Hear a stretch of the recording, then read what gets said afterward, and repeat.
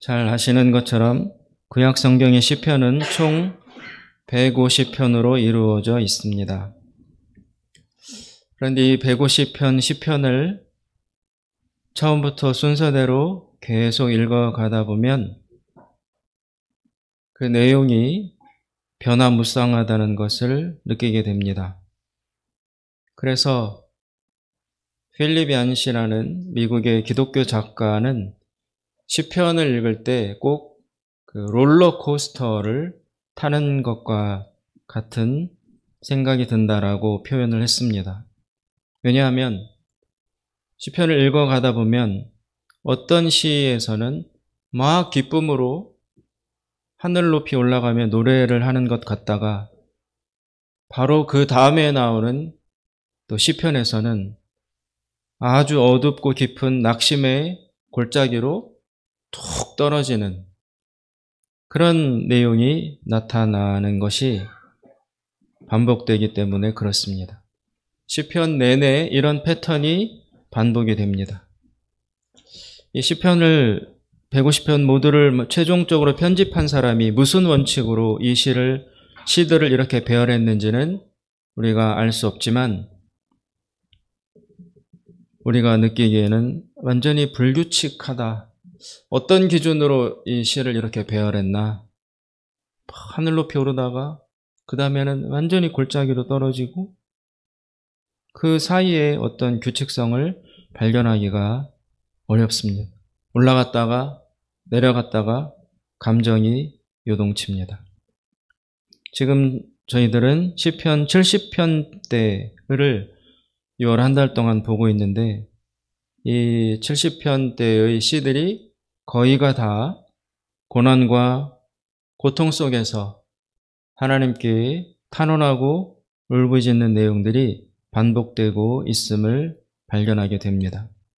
오늘 우리가 읽은 시편 77편 역시 이 저자가 아주 어둡고 혹독한 그런 시련의 터널을 지나가고 있는 것으로 보입니다.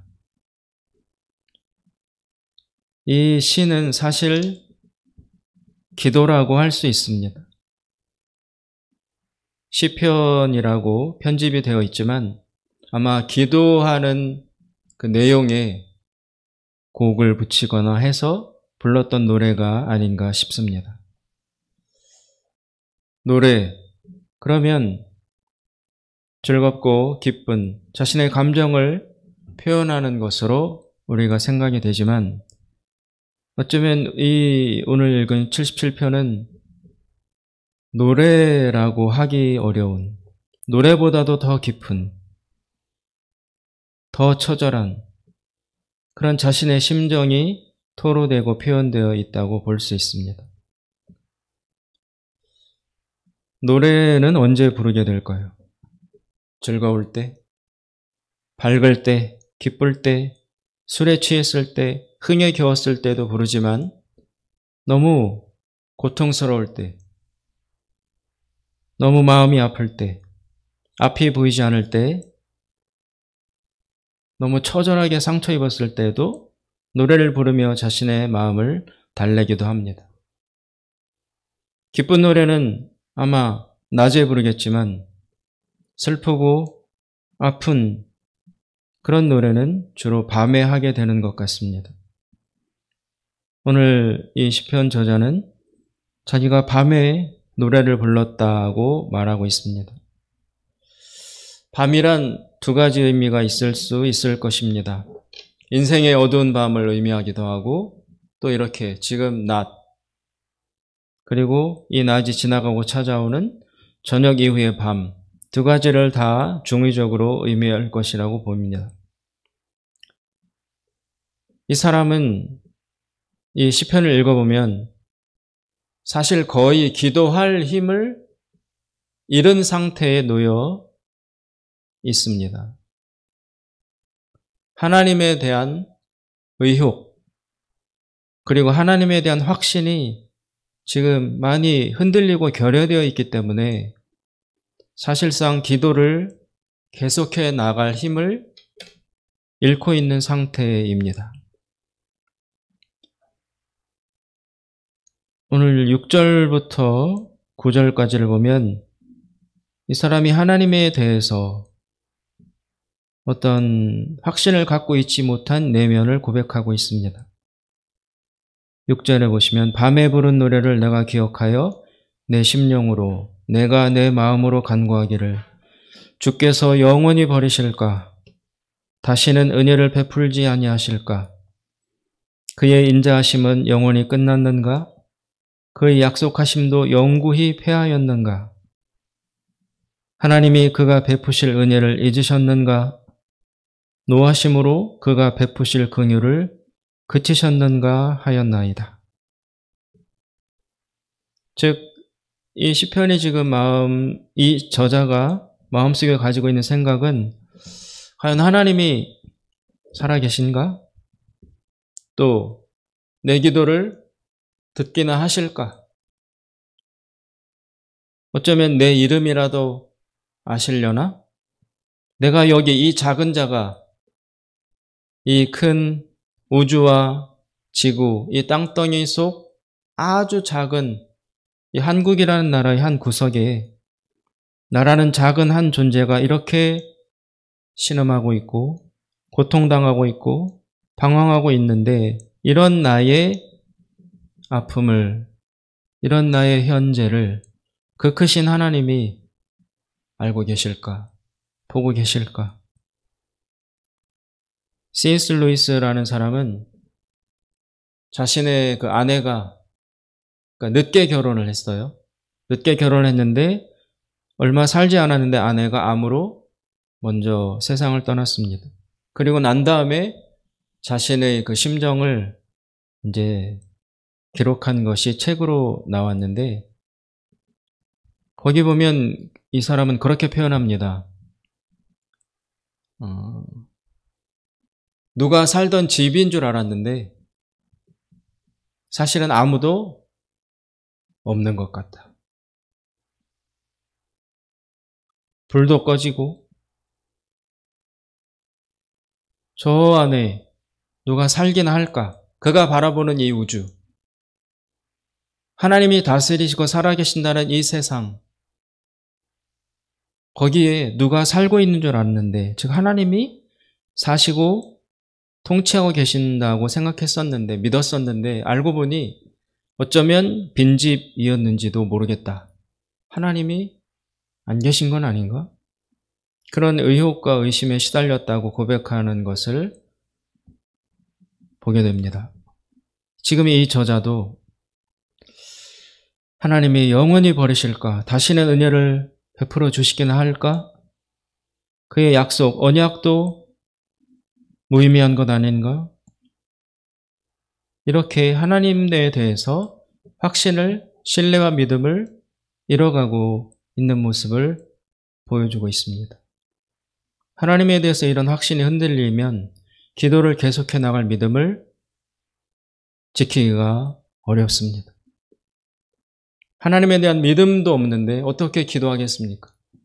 기도의 대상이신, 기도를 들어주시는 그 대상이신 하나님이 분명히 살아계시고 들으신다는 믿음이 있어야 그 하나님을 바라보며 울부짖기라도 할 텐데 그 기도를 들으시는 주체이신 하나님에 대한 확신이 흔들리고 없는데 그 다음의 믿음의 행동의 단계인 기도를 어떻게 할 수 있겠습니까? 이 저자는 자기 안의 내면에 이제 왔다 갔다 하는 거예요. 기도를 하긴 해야 되겠는데 하나님에 대한 확신은 흔들리고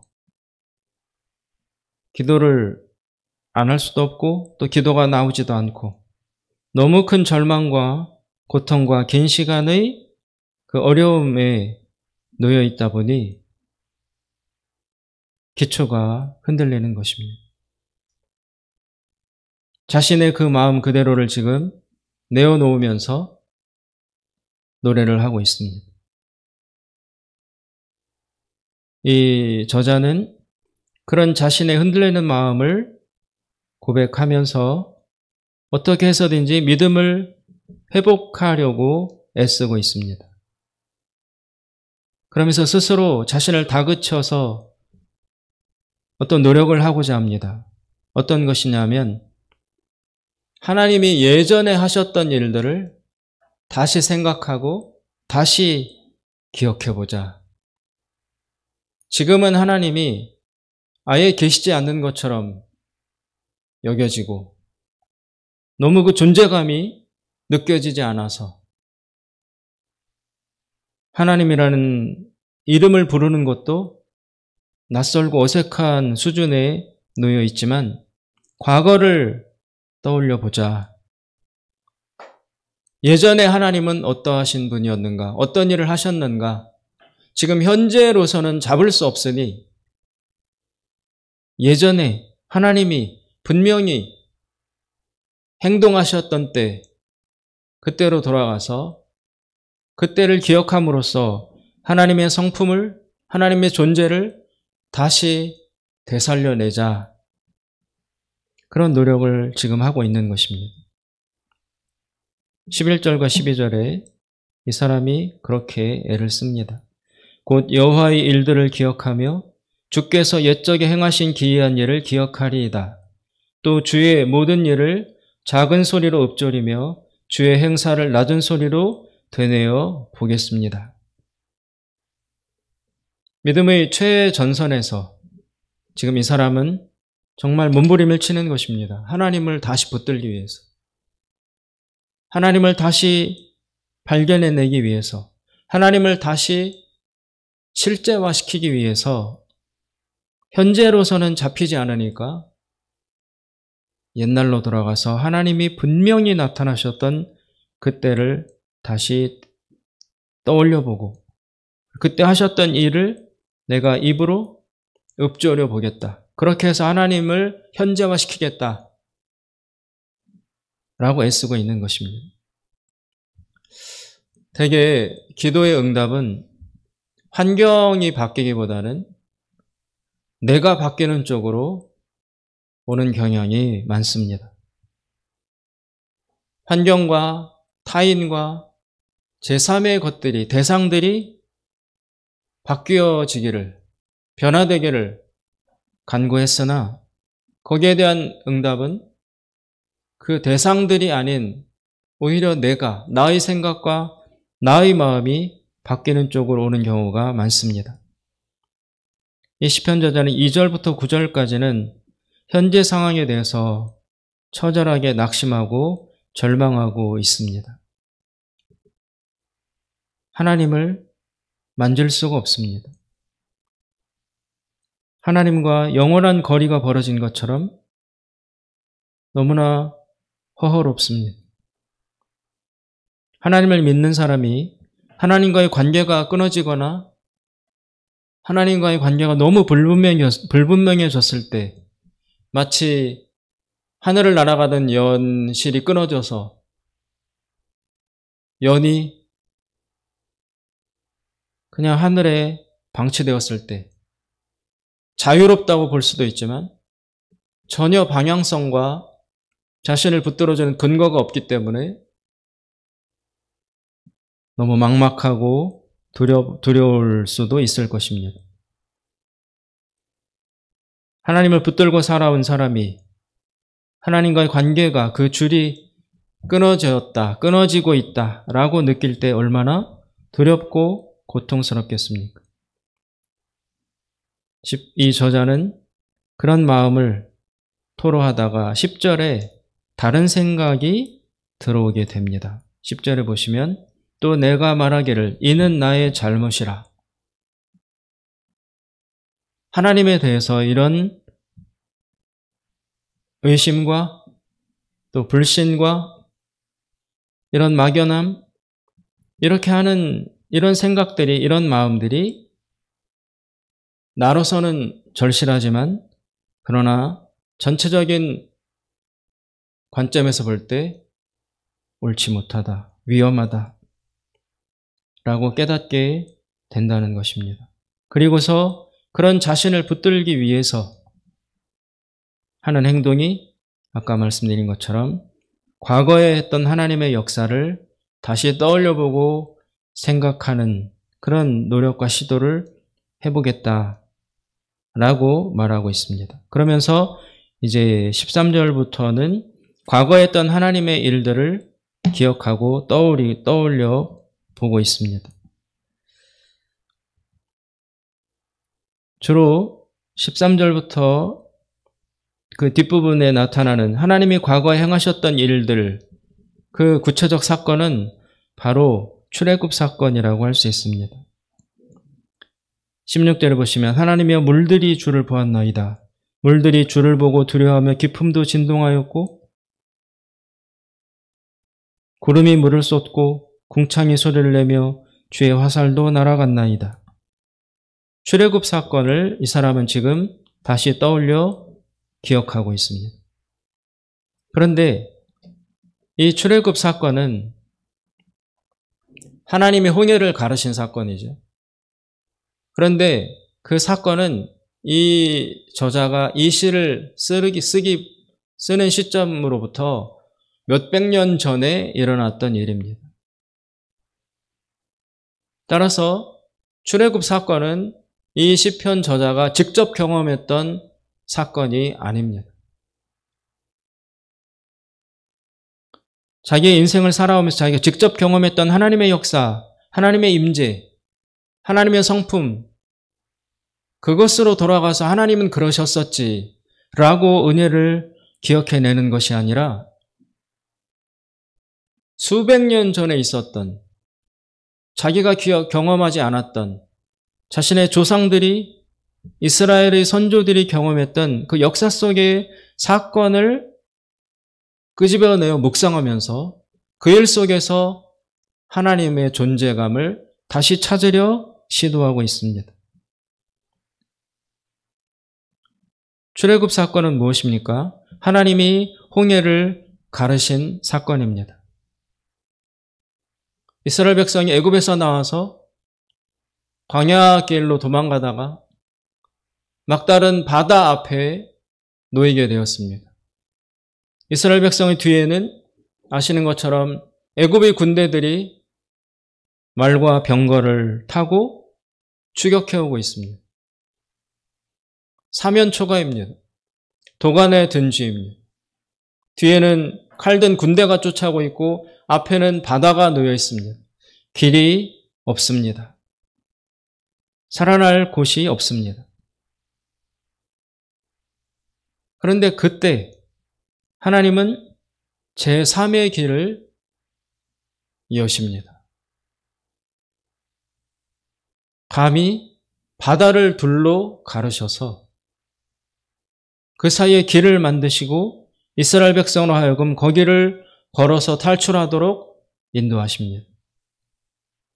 인간은 바다에 갇히게 되지만 하나님은 바다를 창조하신 분입니다. 인간의 입장에서는 길이 막혀 있지만 하나님은 인간의 생각에 갇히는 분이 아니십니다. 하나님은 인간 이상의 분이신 것입니다. 인간은 바다 앞에 서서 더 이상 길이 없다고 생각하지만 하나님은 그 바다를 여시고 거기에 새로운 길을 만드셨습니다. 이런 하나님을 되찾고서야 비로소 이 저자는 하나님에 대한 믿음을 다시 회복하고 그 위에서 기도에 대한 믿음도 회복하게 되었습니다. 19절에 보시면 이 사람이 이렇게 말합니다. 주의 길이 바다에 있었고 주의 곧은 길이 큰 물에 있었으나 주의 발자취를 알 수 없었나이다. 이 이야기는 무엇이냐면 하나님이 준비하신 길이 바닷속에 있었다. 하나님이 바다를 가르시고 거기에 길을 만드실 줄은 인간 중에서는 아무도 추측도 예상도 상상도 할 수 없었다. 그러나 하나님은 그 바다를 여시고 이스라엘 백성을 인도하셨다. 하나님은 그런 분이시다. 인간의 능력과 범위를 초월해서 인간에겐 막혀 있지만 그러나 하나님은 그런 것에 전혀 구애받지 아니하시고 바다를 갈라서라도 길을 만드실 수 있는 초월에 계신 모든 조건과 이 지상적 한계와 이런 것들을 모두 초월해 계셔서 그런 것에 구애받지 아니하시고 어디든 길을 만드실 수 있는 창조적인 능력의 하나님이시라는 사실을 출애굽 사건을 묵상하면서 이 사람은 다시 발견하게 된 것입니다. 이런 하나님을 되찾고 나서야 비로소 이 사람은 기도에 대한 믿음을 다시 회복하게 되었습니다. 1절에 보시면 그가 이렇게 기도에 대해서 고백을 합니다. 1절, 내가 내 음성으로 하나님께 부르짖으리니 내 음성으로 하나님께 부르짖으면 내게 귀를 기울이시리로다. 이 1절의 확신은 19절에 과거의 하나님으로 돌아가서 그 하나님의 능력과 성품을 재발견하고 난 이후에 하나님이 바다를 여시면서까지 길을 만드시는 분이었지, 현실에 짓눌려서 나의 상상력이, 나의 믿음이, 사실은 믿는다고 하지만 살아계신 하나님, 초월적 능력을 가지신 하나님을 실질적으로 믿지 못하고 하나님을 나의 생각 안에 가두어 둔 채 하나님도 어쩌실 수 없을 것이다, 하나님은 응답하지 않으실 것이다 라는 불신의 그 그물에 갇힌 채 나의 사고의 범위 안에서만 뺑뺑 돌고 헤매던 이 사람이 과거의 하나님의 역사를 되돌려 묵상하면서 그때도 이스라엘 백성이 지금의 나와 같은 처지에 처했었지, 그들도 길이 없었지, 인간의 차원에서는 어느 누구도 새로운 길을 만들어내는 것이 불가능했었었지, 뒤에는 군대, 앞에는 바다, 죽음밖에 그들 앞에 놓여 있는 것은 없었었지. 그런데 바로 그 순간 그들이 믿는 하나님은 거기에 개입하셔서 사람의 힘으로 할 수 없는, 하나님만이 하실 수 있는 초월적 능력으로 바다를 여시고 상상해 본 적 없던 바닷길을 걸어 이스라엘 백성으로 하여금 탈출할 수 있도록 길을 만들어 주신 그런 하나님이셨지, 거기에 생각이 미치면서 다시 이 사람도 초월적 하나님에 대한 믿음과 지식을 다시 회복하여 1절로 돌아가서 내가 기도하면 하나님이 들으실 것이다, 내가 부르짖으면 하나님이 응답하실 것이다 라는 기도에 대한 확신도 회복을 해 나가고 있는 모습을 이 시편은 보여주고 있습니다. 우리는 과거에 하나님이 하신 일을 어떻게 알 수 있습니까? 바로 성경을 통해서 알 수 있습니다. 성경에 기록된 일들은 하나님이 분명히 역사 속에서 실제로 행하신 일이었기에 이 성경 안에 수록된 것이라고 믿어야 합니다. 만약에 성경에 있는 일들이 그저 신화나 좋은 교훈을 전하기 위해서 꾸며낸 우화거나 만약에 그런 것이라면 이 성경은 믿음의 대상이 될 수 없습니다. 만약 성경 안에 나와 있는 일부의 일들이 현실에는 없었고 어떤 메시지를 전달하기 위해서 도구로 사용된 꾸며낸 이야기였다면 그 연장선상에서 예수님의 성육신도, 동정녀의 몸에서 태어나신 일도, 그리고 십자가에서 죽었다가 다시 살아나신 일도 모두가 다 허구적 사건이 될 수밖에 없습니다. 성경 안에 들어있는데 어떤 것은 허구다라면 어떤 것은 그럼 허구가 아니고 사실이라고 어떤 기준을 가지고 이것은 허구야, 이것은 꾸며낸 얘기야, 그러나 이건 진짜야 라고 말할 수 있겠습니까? 성경에 적어도 들어있다는 이야기는, 여기에 나와 있는 이야기들은 모두 실제로 일어났던, 하나님이 행하셨던 역사적 실제로 있었던 일이라는 사실을 우리는 믿어야 합니다. 그런 믿음이 있을 때야 천지 창조도, 출애굽도, 예수님의 부활도, 엘리야 엘리사가 일으켰던 기적도, 사도행전에 나타난 이적들도 모두 다 실제로 있었던 역사적 사실이라고 믿을 수 있습니다. 요나가 바다에 빠졌을 때 물고기가, 고래가 나타나서 3일 동안 그 물고기 뱃속에 머물러 있었다고 하는데, 우리가 인간의 이성을 가지고 생각해 보면 사람이 물고기 뱃속에서 3일을 살 수 있을까? 질식할 수밖에 없고, 또 그 큰 물고기의 소화액 때문에 녹을 수밖에 없고, 그게 과연 가능할까? 우리의 지성과 이성과 과학과 이런 현대적 기준으로 이걸 생각해 보면 저는 성경에서 가장 믿어지지 않는 이야기가 요나가 물고기 뱃속에서 3일 동안 들어갔다 살아났다는 이야기가 제일 믿기 어렵게 저는 다가옵니다. 이걸 믿어야 되나? 진짜 있었던 일인가? 이거야말로 정말 꾸며낸 이야기 아닐까? 파도 칠 때 뱃사공들이 요나를 바닷속에 던졌더니 파도가 그치고 물에 빠진 그 요나를 물고기가 먹어버리고, 그런데 그 뱃속에서 3일 동안이나 살아있다가 다시 물고기가 토해내서 육지로 돌아오고. 정말 가능해요, 이게? 이거야말로 정말 메시지를 전하기 위해서 잘 만들어낸 우화나 옛날 이야기 그런 게 아닐까라고 의심이 막 듭니다. 그런데 그것을 의심하면 다른 모든 것들도 의심의 대상이 될 수밖에 없습니다. 따라서 성경에 기록되어 있다는 것은 100% 역사 속에서 하나님이 실제로 행하셨던 일이었기 때문에 이 성경에 수록되었다라고 믿어야 합니다. 그렇기 때문에 내가 경험했던 것보다 성경에 기록되어 있는 것이 더 진실이라고 할 수 있습니다. 내가 경험했던 하나님, 그 하나님보다 성경에 기록되어 있는 하나님이 더 진실하다, 더 사실에 가깝고 사실이고 진리이다라고 우리는 믿어야 합니다. 우리는 하나님의 성품을 어떻게 알 수 있습니까? 내 생각보다, 내 경험보다 오직 성경을 통해서만이 가능합니다. 성경 말씀을 통해서만이 하나님의 성품을 제대로 알 수 있습니다. 내 경험에 근거했을 때, 다른 사람의 간증에 근거했을 때 그것은 대단히 불확실합니다. 성경의 하나님이 참 하나님에 가깝다라고 우리는 믿어야 합니다. 그래서 오늘 시편 저자가 자기가 경험하지도 않은 그 수백 년 전의 옛날 일, 자기는 그 현장에 있지도 않았어요. 출애굽 사건 때 홍해가 갈라지던 그 일들을 눈으로 보지도 않았고 그 현장이 없었어요.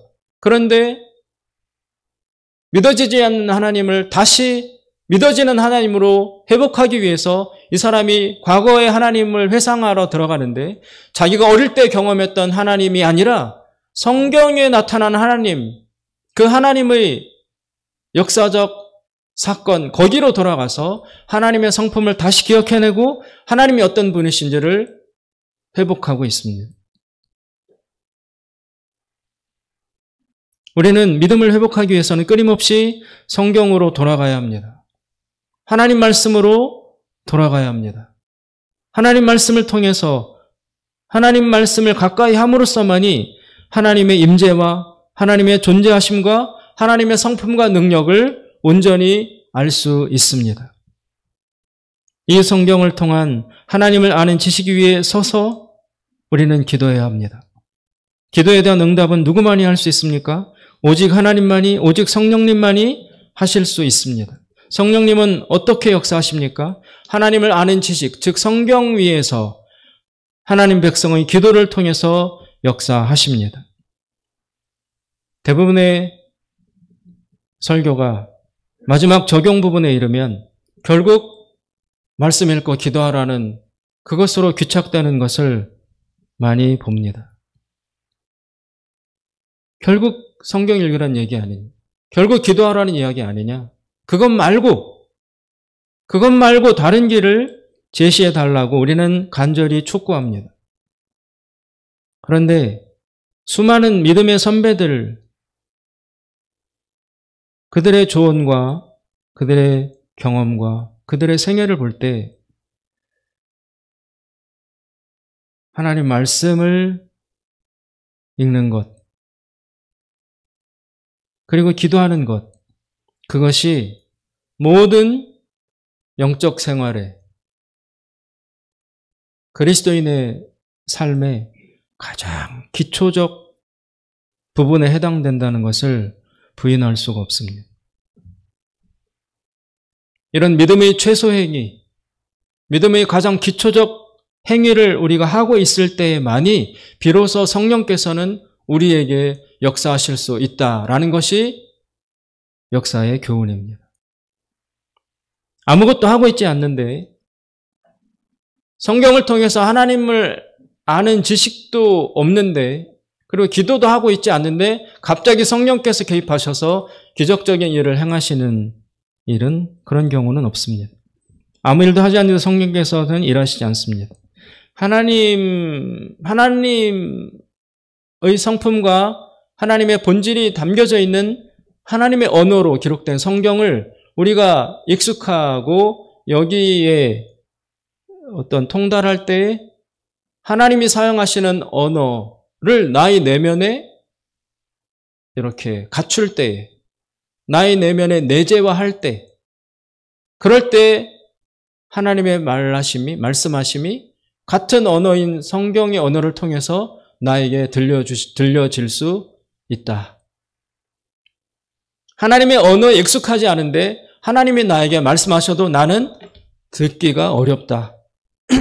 하나님이 사용하신 언어를 잘 모르기 때문에, 그 언어에 익숙치 않기 때문에, 그 언어가 나의 내면에 내재화되어 있지 않기 때문에 하나님이 말씀하시는 바가 있어도 그것을 들을 수 있는 시스템이 내 안에 갖춰져 있지 않으므로 하나님과 소통하기가 어렵다.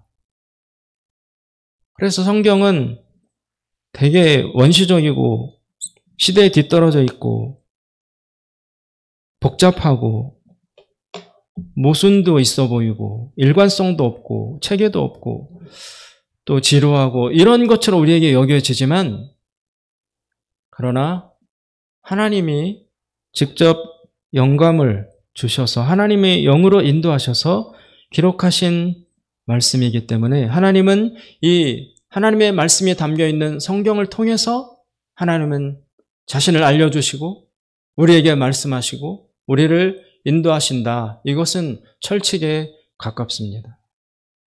그래서 오늘 시편 저자도 엄청난 고통과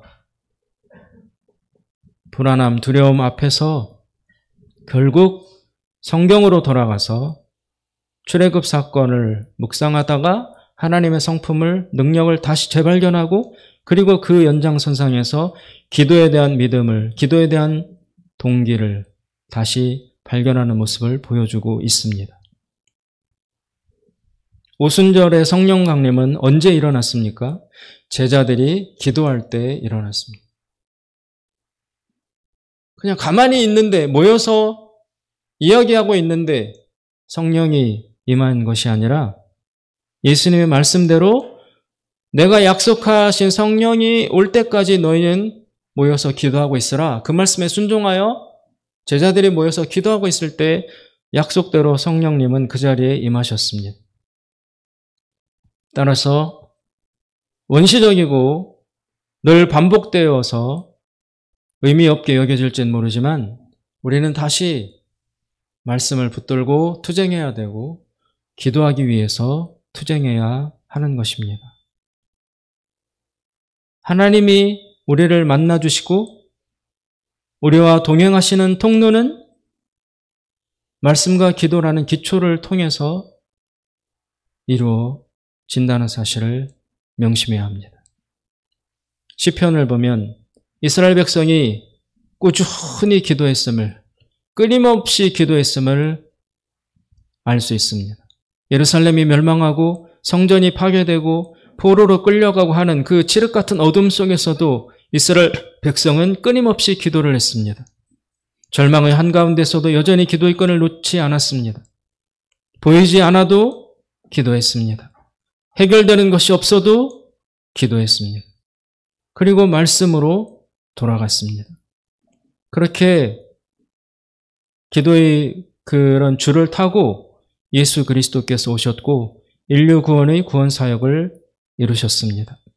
홍해를 가르는 것과 같은 우리 삶에 꼭 필요한, 나의 삶에 지금 꼭 필요한 하나님의 구원 역사는 성령만이 만드실 수 있습니다. 그런데 그 성령의 역사하시려면 우리는 말씀과 기도라는 통로를 갖추어 놓고 열어 놓아야 하는 것입니다. 여러분, 경험이 있으시겠지만 기도 응답을 받는 것처럼 세상에서 기쁜 일은 없습니다. 정말. 경험해 보시면 아실 거예요. 야, 하나님이 내 기도에 응답해 주셨어. 그것은 내 문제가 해결됐다는 기쁨을 넘어서서 하나님이 보고 계셨구나. 내가 밤마다 나와서 아무도 없는 것 같은 이 침묵의 공간에서 나 혼자 허공을 친다고 그렇게 되뇌이며 낯설어하며 막막해하며 무의미해 보이는 그 밤에 나와서 나 혼자 노래 부르고 나 혼자 외치고 나 혼자 부르짖고 그리고 지치고 이렇게 행했던 나의 그 허무했던 무의미해 보였던 그 기도, 그것을 하나님이 이 어둠 속에서 이 침묵 밖에서 하나님은 환하게 보고 계셨구나. 하나님이 보고 계시는구나.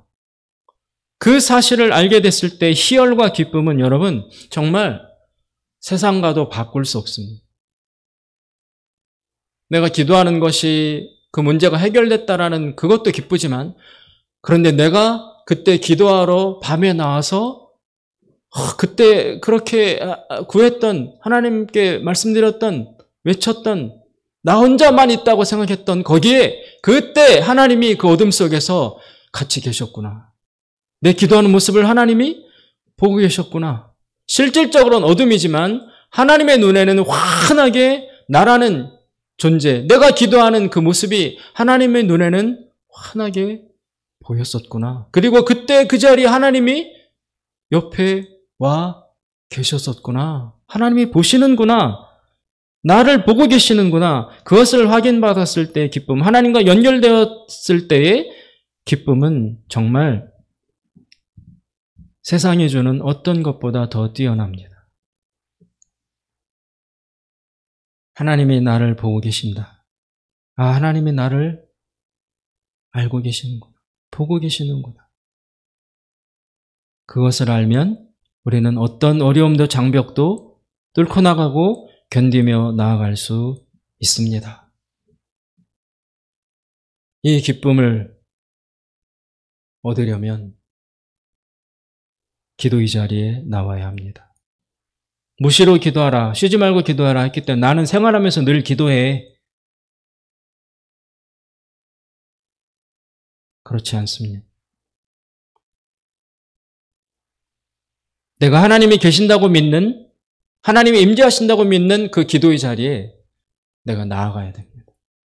그 나아가는 것 자체가 하나님을 인정하는 믿음의 행위입니다. 하나님이 거기 계신다고 믿는 믿음이 없다면 어떻게 기도하러 나아가겠습니까? 많이 외치고 많이 엎드리고 화려한 내용으로 하나님 앞에 구구절절 나아간다는 그 자체가 귀한 것이 아니라 하나님이 계신다, 하나님이 들으신다 라는, 하나님, 보이지 않는 하나님을 인정하고 믿고자 하는, 믿는 그 믿음 자체를, 하나님을 인정해드리는 그 믿음 자체를 하나님은 굉장히 귀히 여기시고 주목하시고 바라보신다는 거예요.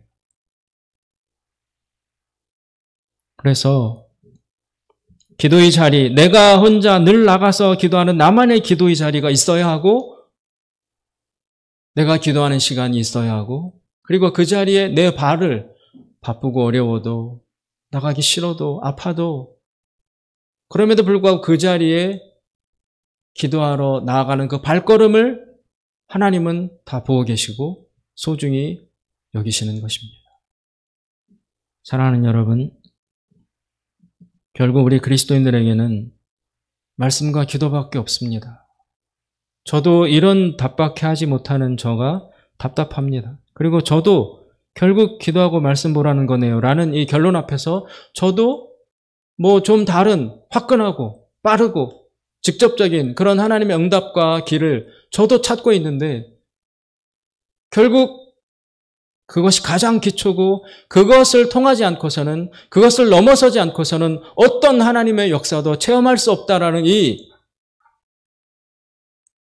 결론 앞에서 저도 부담을 느끼고 저도 어렵습니다. 그렇지만 이것이 아니고서는, 이 기초를 생략하고서는 하나님께로 나아갈 수 있는 길이 없습니다.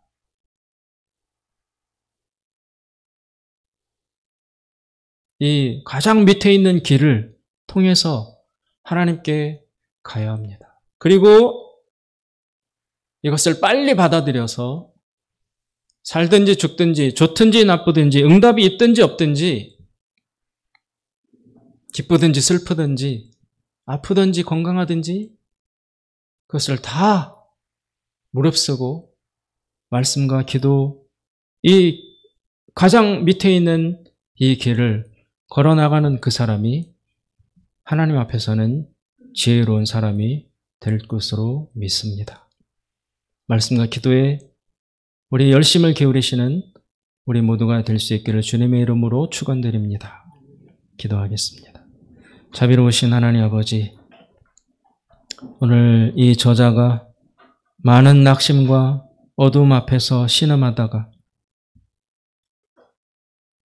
성경에 나오는 하나님으로 다시 돌아가서 하나님의 성품과 능력과 길을 재발견하고 하나님을 향한 기도할 수 있는 믿음을 회복한 것처럼 주여, 우리도 다시 멈췄던 말씀과 성경을 향하는 길을 다시 시작할 수 있도록, 다시 나아갈 수 있도록 하나님 인도하여 주시옵소서.